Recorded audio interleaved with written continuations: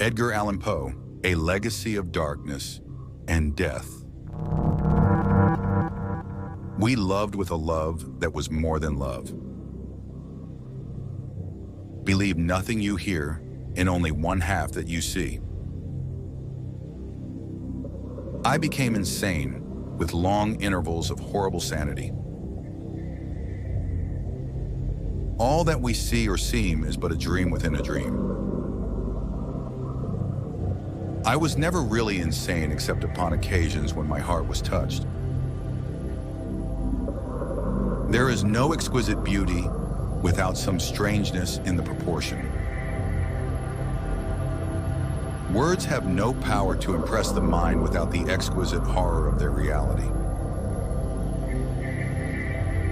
I have great faith in fools.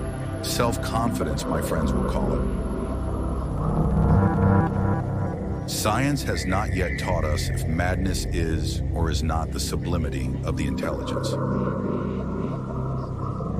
Those who dream by day are cognizant of many things which escape those who dream only by night.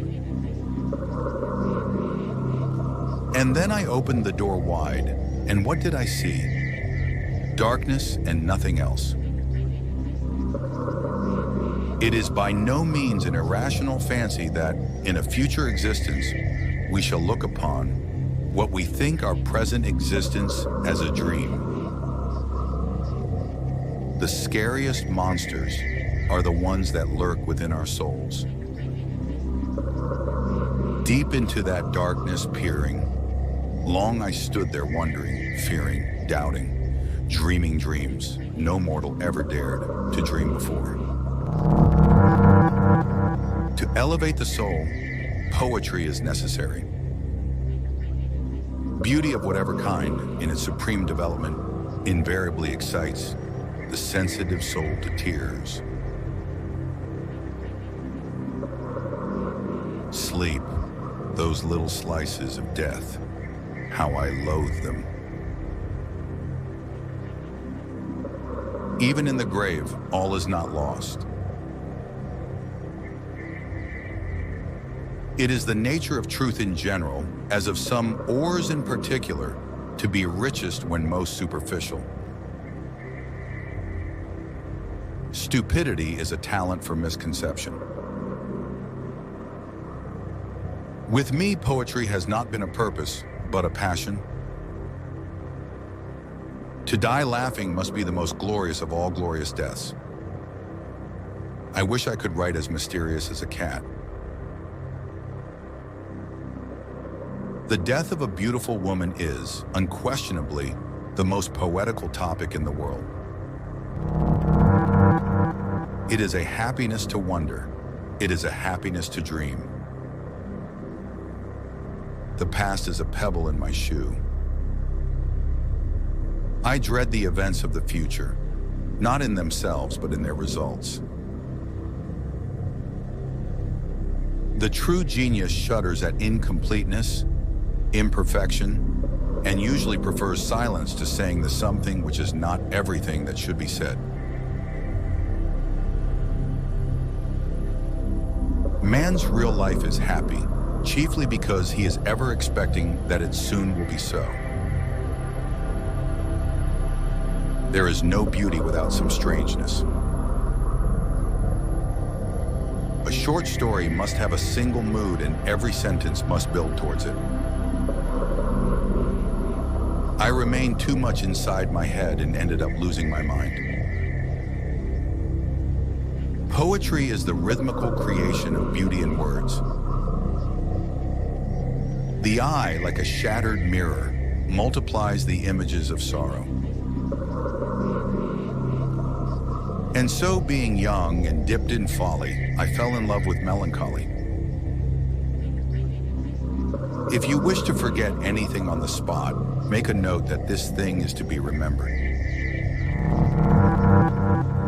Melancholy is the most legitimate of all the poetical tones. Every moment of the night, forever changing places, and they put out the starlight with the breath from their pale faces. They who dream by day are cognizant of many things which escape those who dream only by night. I felt that I breathed an atmosphere of sorrow. And all I loved alone. Experience has shown, and a true philosophy will always show, that a vast, perhaps the larger portion of the truth, arises from the seemingly irrelevant. There is an eloquence in true enthusiasm. The boundaries which divide life from death are at best shadowy and vague. Who shall say where the one ends and where the other begins? The best things in life make you sweaty. And so, all the nighttide I lie down by the side of my darling, my life and my bride, in her sepulchre there by the sea, in her tomb by the sounding sea. To observe attentively is to remember distinctly. From childhood's hour, I have not been as others were. I have not seen as others saw. In our hearts there is a perpetual fall. All religion, my friend, is simply evolved out of fraud, fear, greed, imagination, and poetry. Our present incarnation is progressive, preparatory, temporary. Our future is perfected, ultimate, immortal. The ultimate life is the full design. I would define, in brief, the poetry of words as the rhythmical creation of beauty. It is the nature of truth in general, as of some ores in particular, to be richest when most superficial. I have indeed no abhorrence of danger, except in its absolute effect, in terror. To observe attentively is to remember distinctly. I intend to put up with nothing that I can put down. Invisible things are the only realities. Years of love have been forgot in the hatred of a minute. Beauty of whatever kind, in its supreme development, invariably excites the sensitive soul to tears. I felt that I breathed an atmosphere of sorrow. There are chords in the hearts of the most reckless which cannot be touched without emotion. It is impossible to say how first the idea entered my brain, but once conceived, it haunted me day and night. There are some secrets which do not permit themselves to be told. Believe nothing you hear, and only one half that you see.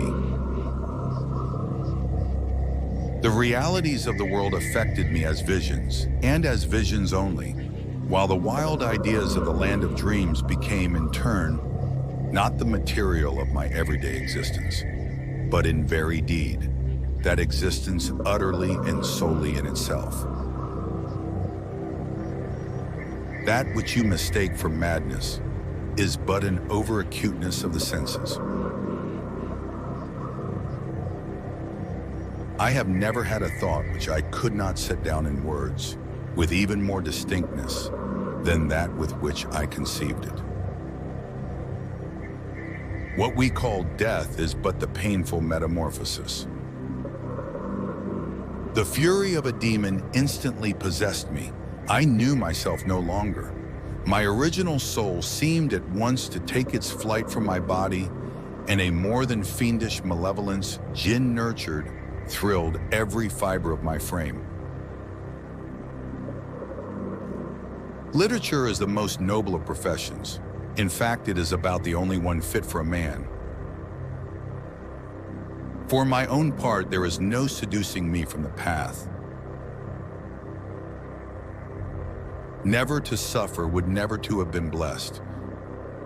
Quoth the raven, evermore. Don't miss out. Subscribe for your daily dose of wisdom. Thanks for watching.